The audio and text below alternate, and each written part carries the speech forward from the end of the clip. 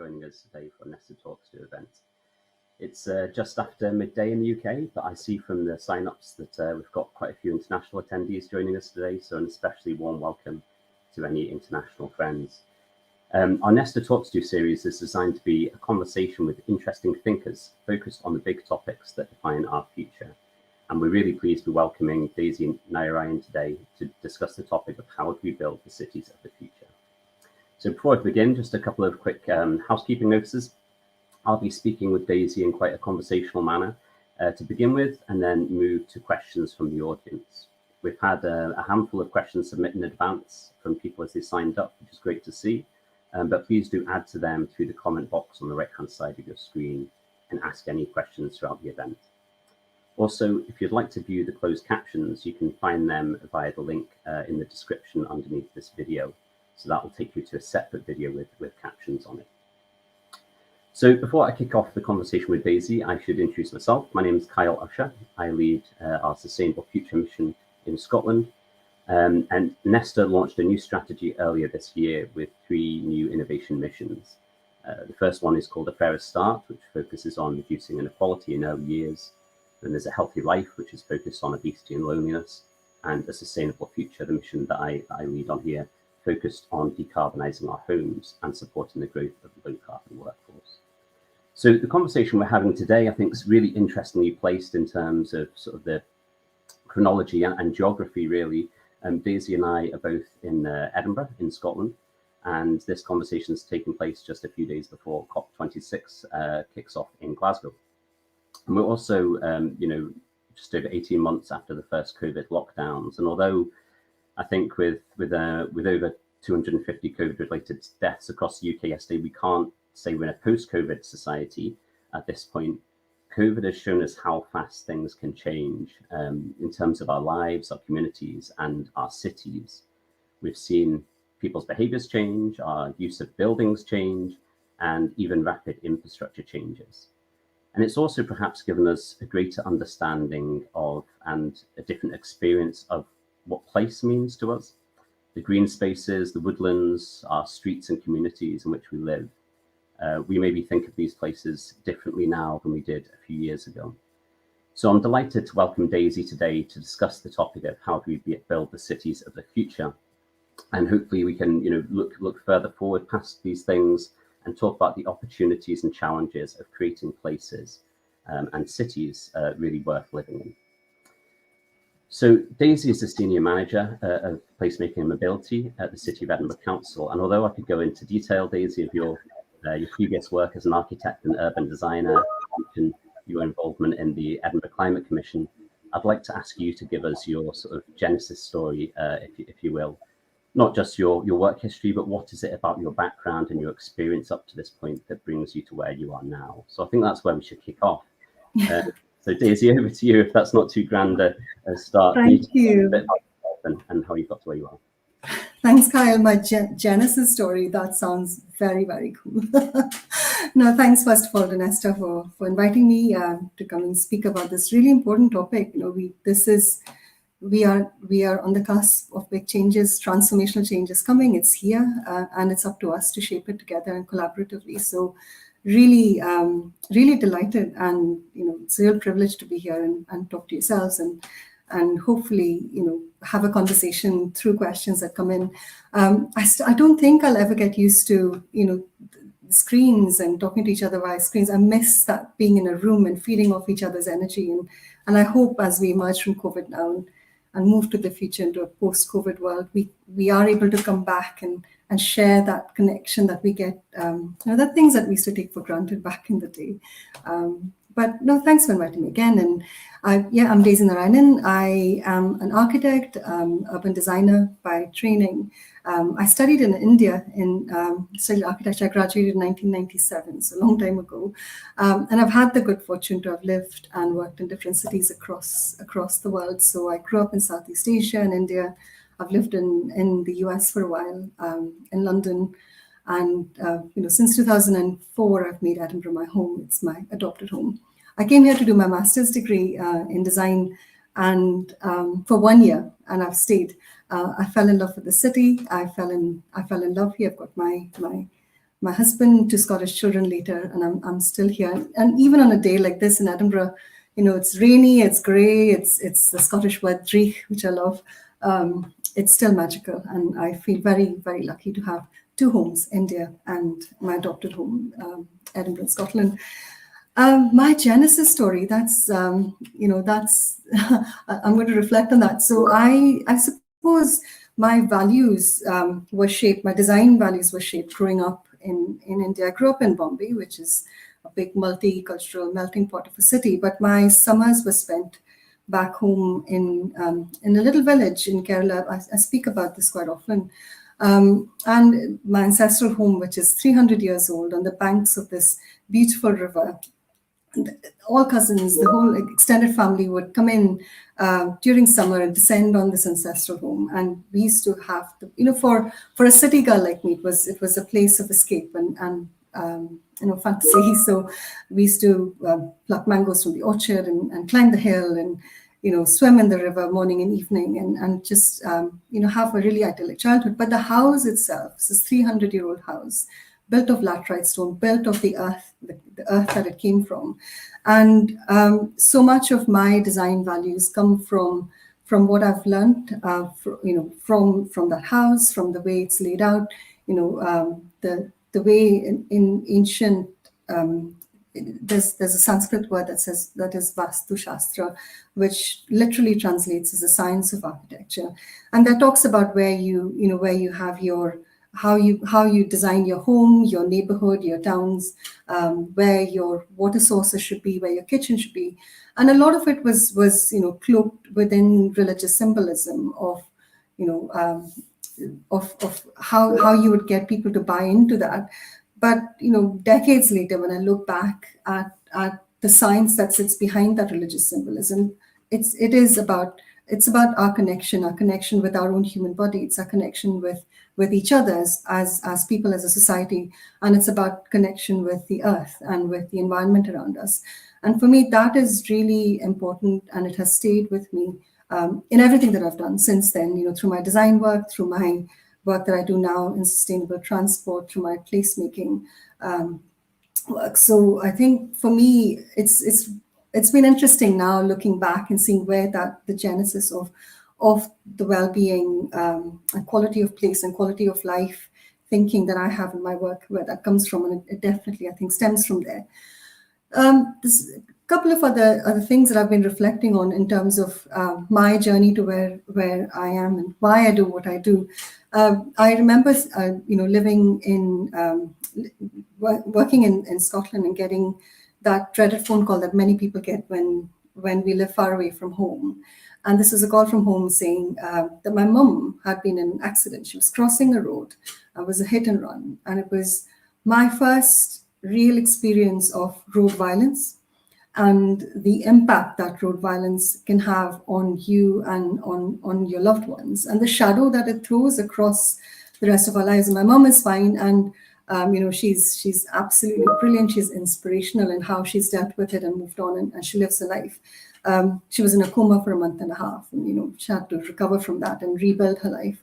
But for me, the fact that all you were doing was crossing the road, and the impact of one incident of road violence, and had brought home to me, how we design the spaces between our buildings. What are our streets? Who are our streets for? How do we design for the more vulnerable, for those who don't feel very confident on their feet, for example, or those.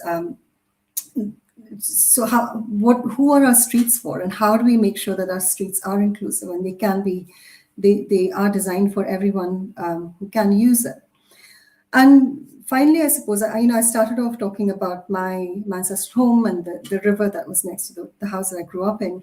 And the past 4 years, that river where I learned to swim, in those summers going back home, and which is placid and peaceful and really beautiful, has broken its banks. And the last 3 years, my family's had to be evacuated from their home.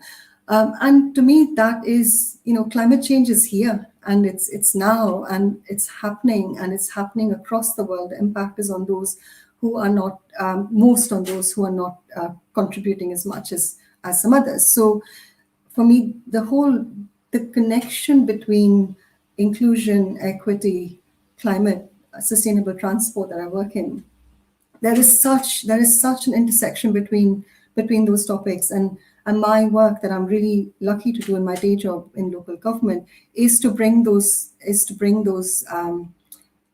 things together under the place lens and say, let's come together, let's be collaborative, and let's together shape the spaces, our streets, the space between our buildings and our buildings together. And I suppose I just wanted to end my Genesis story, Kyle. I'm going to keep coming back to that because I love that phrase.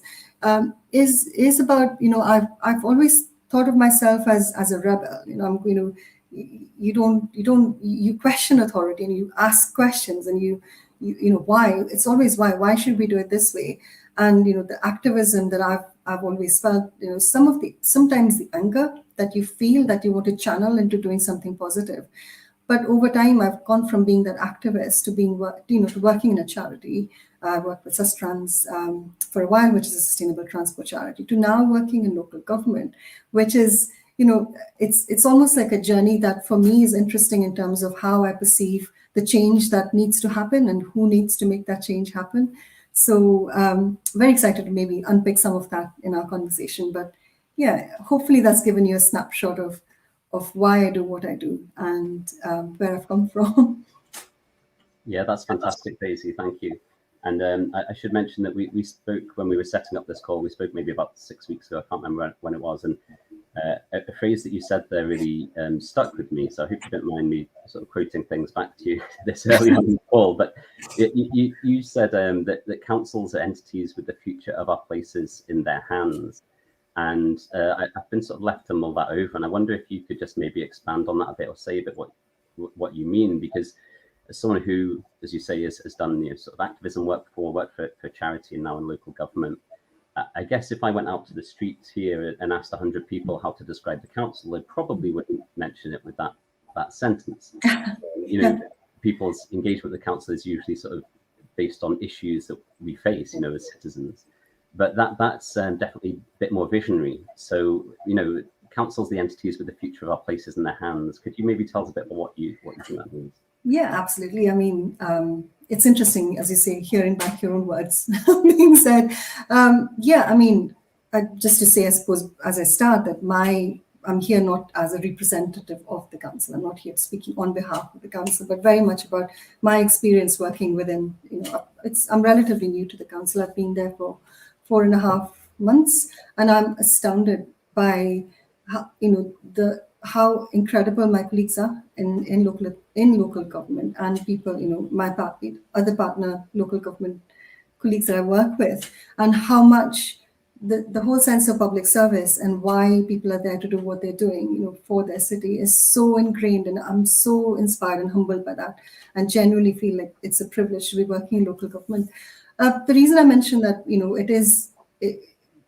there's so much in Scotland, especially. We have such incredible policies. We've got national policies that cover where we want to see Scotland go. We've got local government policies. We've got so many ideas and thoughts. But as you say, you look outside on our streets and you see that there is a real disconnect between some of what aspirationally we want to do as a nation, as a society, and then what actually we see on our streets. And I think for me, that is the exciting thing about being in local government, is to be able to perhaps bridge that road between policy and delivery on the ground, and make sure that, in my job, wherever I can influence, that aspiration and that vision of what we all collectively want to see can be reflected in what is delivered on the ground. And we have amazing people to do that.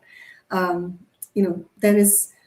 think there is that, as you mentioned, there is perhaps a lack of trust, and there's perhaps for whatever reason, that there are so many challenges in what is delivered at the moment through different local authorities. But I think there is a real opportunity for us to make those systemic changes that are needed to be made, both in local government, national government, collaboratively. So yeah, that's why I think definitely it is about that vision, isn't it, that we can deliver together. Absolutely. So you mentioned the big opportunities. What do you think are what are the ideas that excite you most, I guess? Where are the big opportunities for transformational change for our cities, do you think? Yeah, I mean, there's so many good conversations happening post, as we're emerging from COVID. As you said, Kyle, I think there's something about what we all went through collectively during lockdown, where we could harness some of the positives that we saw, the collective kind of resilience, the community spirit, people coming together, um, and also things like systems changing at the drop of a hat, where you could see real progress made quite quickly. So I think there's something about this moment in time where there's a real kind of desire, I suppose, to move forward in a way that changes how things used to be into what things need to be or should be. So I think there is a lot of excitement around kind of shaping that together. For me, there is something around, the 20-minute neighborhood as an example, Yeah. as a program. So the concept's not a new one. It's been around for decades. The concept of local living, right from Jane Jacobs to other urbanists, in Melbourne or Paris, 15-minute city. But I think there's something about that living well locally that has seemed to have captured people's imaginations, and the conversations that I'm seeing around that at the moment, as in Edinburgh, for example, we starting that program of work, is hugely exciting, because that is allowing us to break the silos between transport and planning and economic development and different things, and having those conversations about what change we need to make around the table in a holistic way. So I find that quite exciting. I find the fact that the 20-minute neighborhood gives us a chance to be truly community-led and community-focused. And if we get that right, and with the support of local government, with the support of partners, that collaboration, true collaboration, then we can genuinely make magic through that principle. Yeah. So yeah, I'm excited about that, definitely. I'm also excited about the change in narrative, the shift in narrative, even within transport. There is a real acknowledgement of the inequalities and inequity that's built into our transport systems. And for me, there is something quite interesting about picking that up during COP26, and during putting that climate lens on it and saying, right, this is the time to make that change. So yeah, I call myself a relentless optimist. I think there is a lot to be excited about right now. Yeah, definitely. And just picking up on the 20-minute neighborhoods idea then. So like you say, it's a concept, or, it's certainly a phrase that seems quite popular at the moment. I wonder if you could just sort of say, what is a 20-minute neighborhood in terms of, from a citizen's point of view, what would it look like or feel like to know you're in one? Yes, I mean, a 20-minute neighborhood it's an approach, basically. It's a concept. So it's about making sure that people have access to what their daily needs are within a 20-minute walk from where they live. So in Edinburgh, we're loosely defining it as a 10-minute walk there and back. And so you have your supermarket, your local shops, you've got your schools, your health service, your everything that you need for your daily needs, your transport. So access to good infrastructure for walking and cycling that makes you choose to walk or cycle for your journeys. Local hubs where people can come together to do different things. Good public transport links. Housing is really important. The density of housing. So making sure that it's affordable. And there's a good mix of diverse housing types. So it again, as I said, it brings together various different strands that make up a place and comes together. There's a real chance for us to really deal with some deep-rooted social issues, perhaps through this, making sure that we can ensure that there is no one-size-fits-all for a 20-minute neighborhood. For me, as an able-bodied person, 47 years old, a 20-minute neighborhood is very different to someone in a wheelchair or with a vision impairment, or for my child who's 10, someone who's got, like I live quite in the city centre in Edinburgh, and the streets are quite hilly, so the topography makes a difference. So there's a whole lot within that 20-minute neighborhood concept, which needs to kind of come together to create that whole of what we want to see. So that's essentially what a 20-minute neighborhood is. It's access to. That's really useful. I certainly have heard it a lot, and I think probably I'm not in one, but I'm a bit further out the city than you are. So I wonder, are there any good examples, that you can think of cities who are doing this well? Not necessarily just 20-minute neighborhoods, but who we've seen, transformation recently. And I know that, quite often it's the same cities that are talked about as the sort of the gold standard, but maybe ones that had more of a recent transition and are kind of really leading on their sort of transformation of the city and designing the city for people. Yeah, it's a good question, Carl. I think because, of my previous role with Sustrans and perhaps some association with the walking and cycling world, the cycling world especially, when I'm asked this question, people are surprised when I don't immediately jump to Amsterdam or Copenhagen, for example. But I think for me, I think for me, there's, there are so many cities doing amazing stuff right now. Milan is transforming their public spaces, taking away parking, making really big changes. Paris, incredible transformation in a very short space of time. I was for a conference pre-COVID in Los Angeles where there were different cities came together to talk about what they were doing. And I was really taken by what Portland was doing, for example, City of Portland, around streets and spaces and asset management and things like that. There's examples in Asia, there's South Korea where they're doing, bringing back the waterways to life. And so there's a lot going on. Utrecht, Ghent, similar sized cities to Edinburgh, where the circulation plan for how you move people and goods are really something that I'm trying to see what we can do up here in Edinburgh. Barcelona doing amazing things around their public spaces. I like the idea. Coming back to 20-minute neighborhood. I heard somebody say the other day, there's so many of these versions of the same concept. There's a 15-minute city, and then there's, I think it's Sweden that's doing the 5-minute city, where you have your parklets on streets, and you get within 5 minutes you have a place to sit. Or there was a 2-minute city I saw the other day. 2 minute. If you don't mind me going off on a tangent, there's a 2-minute city that I heard about the other day, where people say that within 2 minutes you should have access to a pint of milk or a pint of beer, which means essentially your services and your leisure and activities, so, which I thought was fun. Nice. Yeah, good. So I guess then, we have these examples of cities who do well, and citizens want, good cities, good places. Council wants it. So what are the challenges? What are the issues that stop us really creating the best places for people?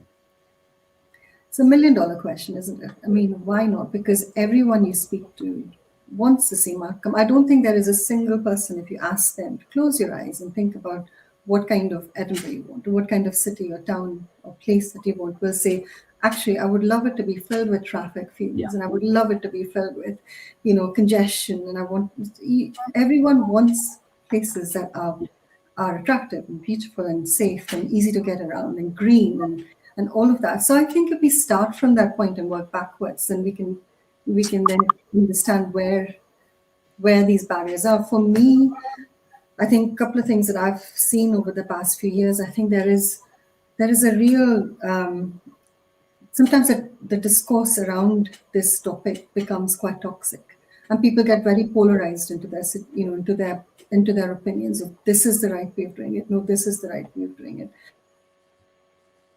Things kind of break down in terms of what actually then gets built, because you're not quite, you're trying to do one thing and the other. And I think there's something around that toxic discourse that needs to change very, very quickly. There is a lot of, as I say, a lot of noise around many things.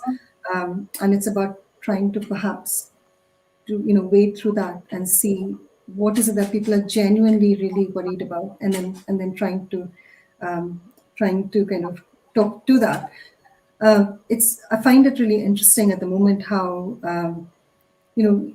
so much of what we do now is online, as we're doing today, and I think that plays a big part in some of the noise that I talked about. And making sure that we are able to genuinely come together to say what we want to see happen. So yeah, in terms of challenges, priorities, there's less money, there's more to be done.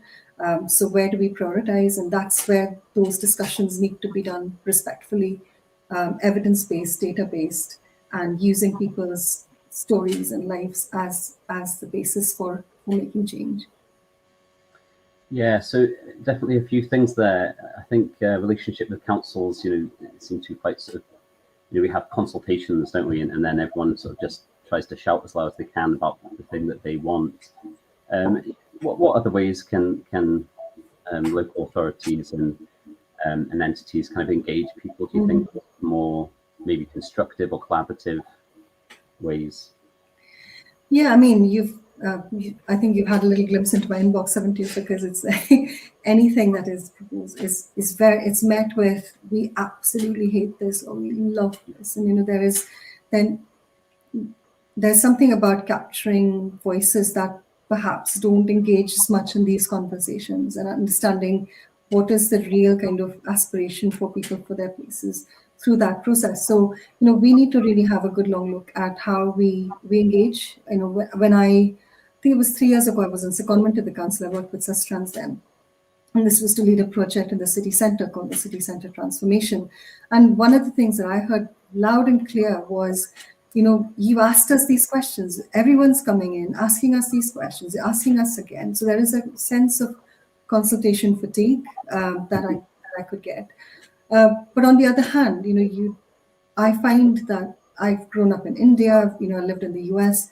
Things happen around you. You don't really have a say. And I find that it's such a privilege to live in a place, in a society where you are asked that question, what do you want to see here?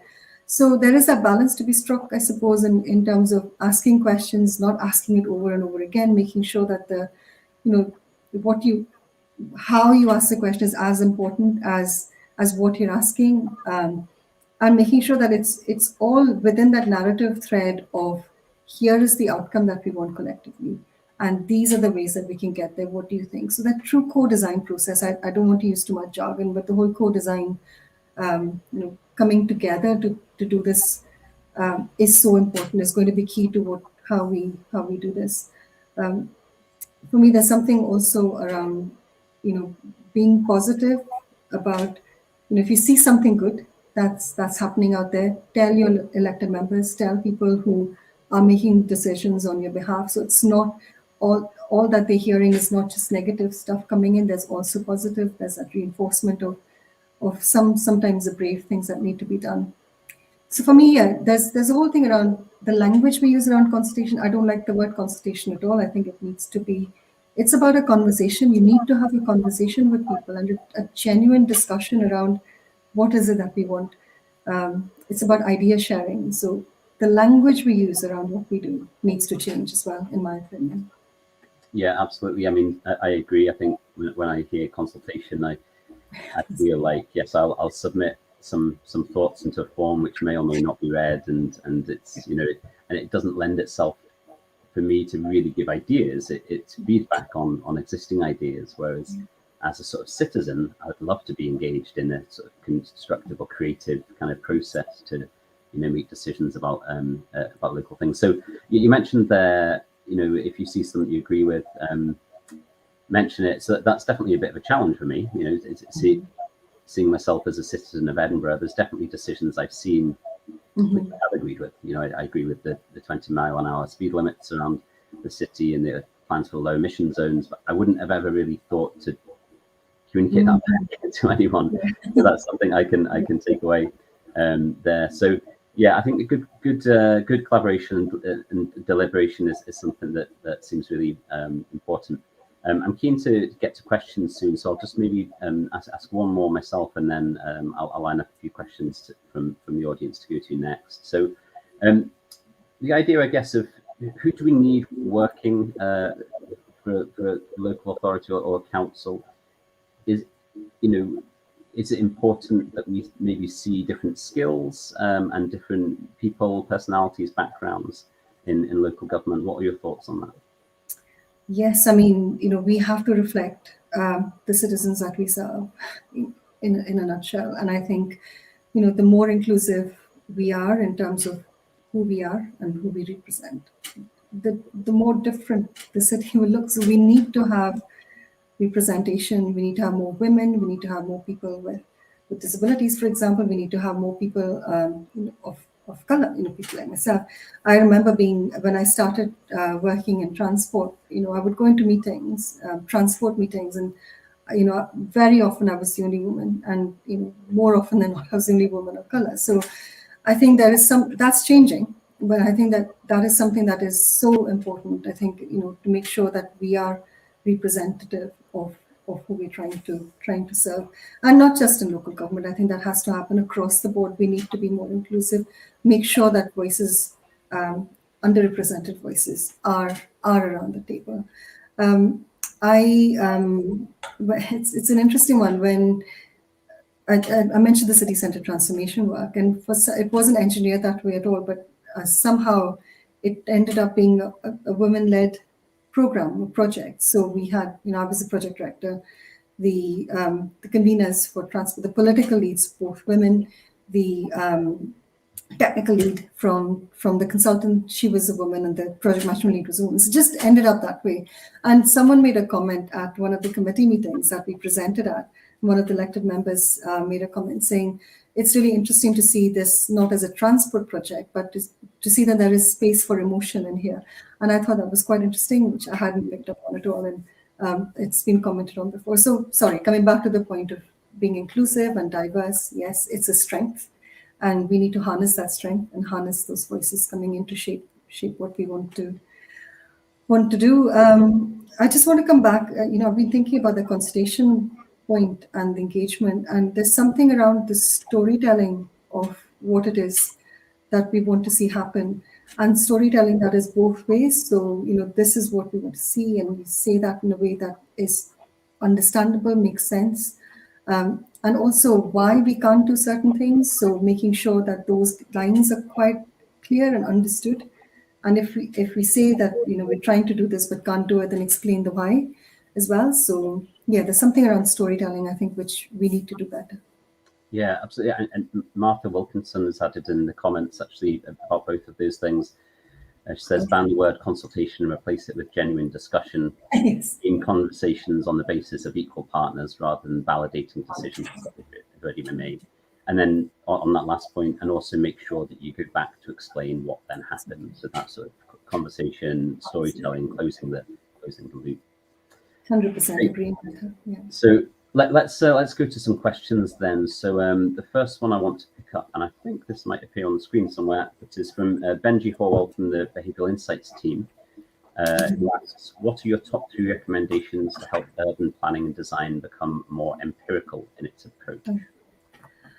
Yeah, I mean, that's a really good question. I think for me, the first point of call is to understand what our problem is and to define that problem before we go out and get data and research. So what is it that we're trying to achieve? I think especially now, I keep coming back to the post-COVID world, we need to be clear about the outcomes that we want for a place, and anything to do with place or placemaking will be multi-layered and complex. So, the evidence that we bring together needs to follow those strands of multi-layered processes to bring these things together.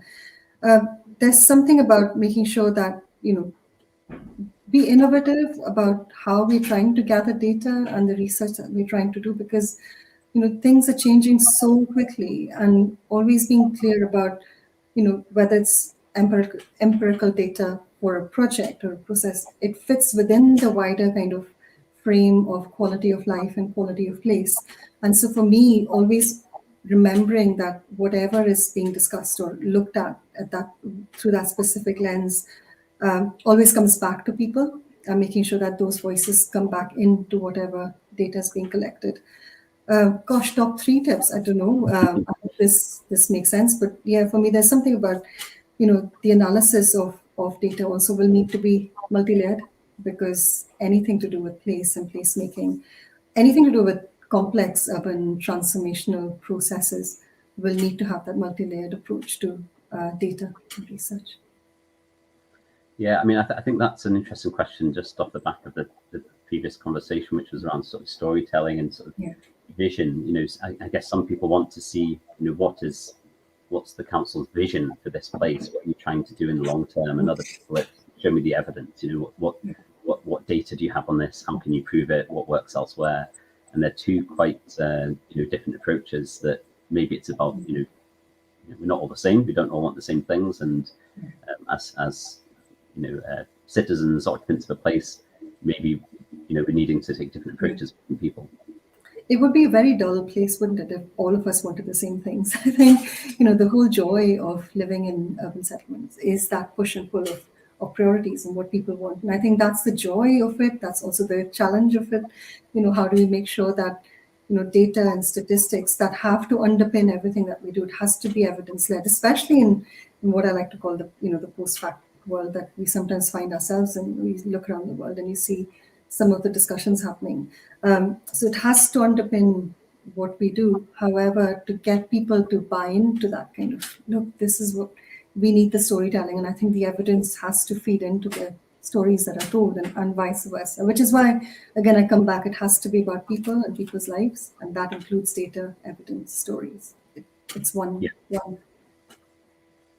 Absolutely. So the next question I wanted to pick up on has come from Gavin Peacock from the Whole Wealth Group, who asked, what are the most inspiring future city or placemaking projects in the world, and how are we learning capacity building being shared across the world? And just before that, I noticed that Charles Rodriguez had left a comment on LinkedIn around the super blocks in Barcelona that he says are amazing as a great project. So that's maybe worth looking into as well. But are there any other sort of key projects that you've seen or heard of that you think are worth paying attention to? Gosh, it's a good question. Can I be really self-indulgent and then talk about one that I was involved in? And it's a small project. I mean, it's, well, in the grand scheme of things with all the change happening, it was the Open Streets project in Edinburgh. And that was, part of the city centre transformation I mentioned. It was a car-free cities movement. So it's, getting Edinburgh into the car-free city movement. And it's the first Sunday of every month. The wonderful streets of Old Town in Edinburgh closed to traffic for, it wasn't long, it was 5 hours, 12 to 5. And just to give us, again, the data and evidence of what happens then and how do things get. And I think for me, I was very, very nervous about the Open Streets program, because it is, you are telling people to change behaviors by generally impacting on people's day-to-day lives. But for me, the inspirational thing was the reaction that that came across the board. Oh, obviously there were people who didn't agree with closing streets to traffic, but essentially to see children run through the streets, there were people saying to me, they've for the first time been able to stand in the middle of the Royal Mile and look around and see the beauty of the buildings that are there, not worry about traffic. And people talked about their security switches. Once you can switch that off, you have a completely different relationship with your built environment. And so for me, there's something around, I have been self-indulgent, used a project I was involved in, but the examples of projects and programs of that scale, not big, massive transformations, not, but big enough that it can then provide information to shape the bigger challenges that we face, but enough to kind of bring out some of the lovely kind of ideas and thoughts and from people, and see how people react to a place and react to something, and then to be able to change quite quickly and use that as a pilot. So that's one example. I mean, there's so many others. Barcelona, the super blocks is again inspirational, and how quickly they're making change there. And somebody was telling me about how each of these super blocks have their own identity as well, and there's something really lovely about that very people-focused way of changing how your streets work completely. There's lots of amazing stuff to look around and learn from. Yeah, I mean, I think that's a really good example, as it being sort of a pilot. And I think because a lot of these changes, they do take a long time quite often. It's a consultation. It feels like you're making a big change forever. And having the flexibility to try something for a time period and sort of then take it back to how it was and see how people react to that seems like a really good approach. How do you think that's going across the board? We've seen some kind of temporary changes across the city, well, across lots of cities I've been down to London just recently, and there's some changes that they've put in and taking out again.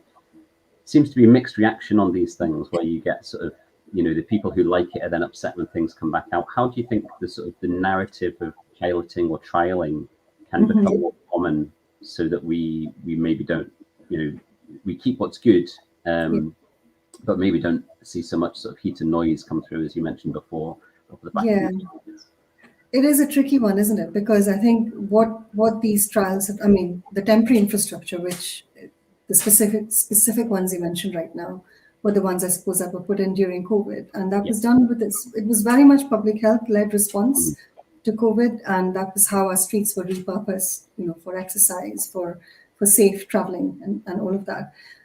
What's happened is, at that point, I was involved in the setting up of spaces for people, as it's known as in Scotland. And the cities in Scotland. And it was very much about three horizons. There was the here and now, of during COVID, what do we do? And we have to make sure that, people are safe, they can go out safely and exercise and all of that, social distance. Then there's the horizon of, as we emerge from COVID, which is what we're going through right now. And then how do we transition from that? And some schemes were always going to be more successful than others, but it's learning from that and making sure that we could capture the positives from the ones that did work. And then the long-term horizon of what do we want our streets and places to be like? And those three horizons, sometimes I think what has happened perhaps where we've seen the most friction, not just in Edinburgh, but across cities, is where that transition hasn't happened in a way that it's not been communicated well enough in terms of what is going on and why this is being done, which I think it brings with its own lessons to learn, as we go into the next stage of, what we want our streets to be in the more longer term future. But I think, what temporary infrastructure has done is to show that, the city doesn't come to a halt if you take some space away and give it to people on foot and bike, more vulnerable people. The city doesn't come to a halt. It's been a way of, rather than a drawing, here you go, this is what it is. It needs to be more beautiful. It needs to look more in keeping. I suppose that's where the transition comes in, and there needs to be a joining up of stuff. But I think for what it's done, it's been a huge step forward in terms of how we can reallocate road space on our streets. It's been very, very controversial in many cases, unfortunately. But again, there's learning, isn't there, from that as well. Yeah, and I think it's probably a new approach for most people, most citizens, to sort of see changes that then have a trial, and it maybe needs sort of a bit of a cultural shift from everyone really involved to understand that these things can be tried and tested and removed if they don't work, and if they work, then actually let's increase them and roll them out more. I think that leads us on quite nicely to another question from Veronica from New York University in Abu Dhabi, who asks, how can we help to make developing cities more sustainable and healthier for their residents? So very, very much this area of, in line with what we're talking about during COP, and obviously your previous work with Sustrans around sustainable and healthy transport, I think mostly is probably the area we're talking about here. Yeah, I mean, it's a good question as well, because different cities across the world, the global north, global south, have different challenges in many, many ways. But at the root of it, we are all looking to create our spaces that are healthy and, where we can all live and thrive and have good lives. So there's a lot of sharing, and it's, sharing that needs to happen, sharing of best practice, sharing of experiences, things that have gone right, that haven't gone quite right. Then that knowledge sharing can then be taken away and applied to the context of where people live. So, perhaps some of the interventions that we've done in Edinburgh may not be the right ones in Abu Dhabi, or in Pune in India, for example. However, the principles of healthy streets, the way that we talk about healthy streets, the measures that we use, the impact, the success, the KPIs, those are things that perhaps can be shared and used as as learning across different cities. And it's also the other way around. There's so much that we in developed countries need to learn from how things are done in developing countries. I sometimes find that the narrative around that developing countries is slightly uncomfortable, and making sure that we all together trying to come to an understanding of how we get to a place that we want to go within the context of where we live. I was in Abu Dhabi actually. It was my last conference just before COVID lockdown in March. It was the World Urban Forum in Abu Dhabi. Gosh, time has been meeting. Was it 2018? And it was really incredible for me. I'd never been to the Middle East before, and to see the discussions around sustainable transport in the Middle East, and the discussions around how we make our places more climate friendly, the mitigation adaptation measures. We have a lot more in common than we don't. So learning from each other, sharing stories, sharing evidence and data would be the way. Yeah, that's excellent. And there was two things you mentioned sort of in your introduction that I wanted to just loop back to. So you said that you're a relentless optimist, and you also described both Edinburgh and your ancestral home as magical. Yes. So both very optimistic, and out of my window, it doesn't look particularly magical in Edinburgh today, but I appreciate that maybe your view is better than mine. How do we bring some of this sort of positivity and magic, if you will, to our places? Because not every city has sort of some of the magic of Edinburgh in terms of the old town and what we have in the city centre. But I guess it's not just about having beautiful architecture. What do you think that magic is that really makes a city somewhere where you want to live? It's a great question, Kyle. I think listen to young people, listen to the kids in the place that you live and work in, and you'll find magic in everything that they see and do around you, and then capture that and then make it happen. Is my first thought. I have two little ones. My son is 11 and my daughter's 8, and I see the world through their eyes, especially now during lockdown. Having spent obviously far more time at home, working from home with them, and they bring such a unique perspective to our places around us, and and they ask here. So I think there's something around listening to young people, because they're far more optimistic and positive. And there's something about understanding that each place has its roots, its own identity, and not losing that, and making sure that we speak to people who've been there for generations and who understand the place and the roots of the place. So I'm bringing back to both generations, I suppose, and making sure that we get.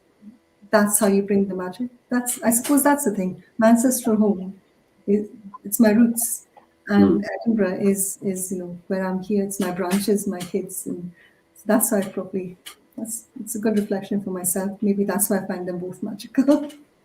Yeah. So to make that happen, sort of, if you were to redesign something about the council, I guess, and or the structures, maybe not just the council, but what do you think needs to sort of change for us to be able to unlock those things?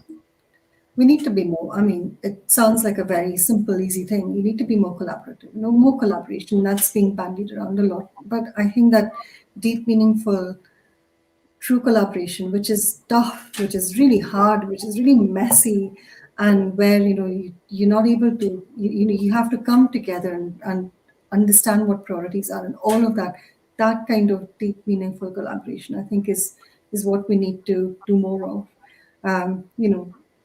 With the 20-minute neighborhood, for example, in Edinburgh, we're working closely with EVOC, for example, which is voluntary organizations, and health and social care. We're working with it's across the board with different partners with the NHS. So it's not just about designing a service, but it's about coming together to see what is the best for that place, and that needs to happen. The second thing, I suppose, for me is there's something around that deep deliberative discussions that need to happen, which I've had a first-hand experience of through my role with Scotland's Climate Assembly. I sit on the evidence group for that, and I've never been involved in that citizen assembly, citizen group before this. And it was really amazing to watch how, over 7 weekends, 100 people who mirrored Scotland came together to really discuss and debate some really tricky issues. And suddenly, when you're able to do that, provide evidence and give people the space and time, then you come to an agreement on something that's actually quite radical and ambitious. So trusting each other to be able to do that and giving each other the space to be able to do that. I'm conscious that it can sound quite wishy-washy, perhaps a bit cheesy, but genuine, that collaboration, that trust needs to be rebuilt before we can set up any kind of formal governance structures and things like that. We need to have that. Yeah. So how can we see more of that? And I think, for people on the call across the UK and international as well, how could we see more of that happening, in different cities? I think amplifying the good that's happening already, and things like this forum, for example, my great privilege to be here and talk about some of the things that I've been involved in. Hopefully, that can then spark off more conversations elsewhere. And likewise, I think it's that kind of making sure that we're not just focusing on. I come back to my relentless optimism that there is good happening out there. There's good stuff. There's good people doing amazing things, and being able to step back, picking that up and amplifying it and saying, how can we learn from this, will be critical for that. Perfect. So we're coming towards the end now. We'll probably have sort of 2 minutes left before I'll wrap things up. And with these things, I always like to ask is there anything that sort of you have that you want to say that I haven't asked you? The question I've not asked yet, that would be worth the attendees hearing today. Oh my gosh. No, I mean, I can't believe the time's flown. That's been really, really a delight, actually, talking about stuff. I think for me, there's something I was asked. I spoke at the 2050 Climate Group, which is a group of young leaders coming together to look at our climate challenge and climate action. And one of the things that I was meant to talk about was what would you say to young people, And for me, there is something around being really authentic about what it is that, having that confidence in what you do and being authentic in your voice about talking about it is really, really important. And in anything that we do across, there's lots of people on this call. I'm sure we're all doing different things in different sectors, but making sure that integrity and the rigor and the authenticity is always there is something that I have taught myself to make sure that I talk about that. I talk about diversity, I talk about inclusion, make sure that people's voices are heard, not just as a tick box, but truly people have so much to contribute, they want to contribute. And finally, I come back to young people. Just speak to young people and make sure that their voices are part of the conversation. Yeah, absolutely. I mean, you mentioned authenticity a few times there, and Martha's left a comment on LinkedIn as well, saying feels like authenticity is the important thing. I think that's come through quite a lot through this. And you mentioned before about sort of diversity and representation. I think it feels like we need to see some more of that as well through coming through, because I think that's also about authenticity. Not just sort of seeing the same and hearing the same voices and the same things over and over again, hearing different ideas, different thoughts from different people is super important. Okay, so I think I'll wrap things up there. So just a few things to say before you leave us today. The first is please do fill in a short survey about this session. You should find that in the link in the chat in the next few seconds, and it's also available in the event description. You can find it there as well. We have a few more events coming up. So our next Nesta Talks event is with Azim Azhar, who'll be talking about whether society can withstand the pace of technological change, which is next week on the 4th of November. And also, if anyone is at COP26 in Glasgow next week, feel free to join us, Nesta team. So I'll be there with some of my colleagues, and we're with the Untitled Coalition at the Hollywood Fringe Festival event on the 6th of November at Platform in Glasgow. I think Daisy will be through to COP a few times as well over the next couple of weeks. I'm not sure if we'll be there on the same days, but hopefully we'll be able to say hi in person if we are. So thank you everyone for joining us today, and hope to see you again on a future Nesta event. Thank you very much and goodbye. Thank you. Thanks for having me. Thanks. Bye.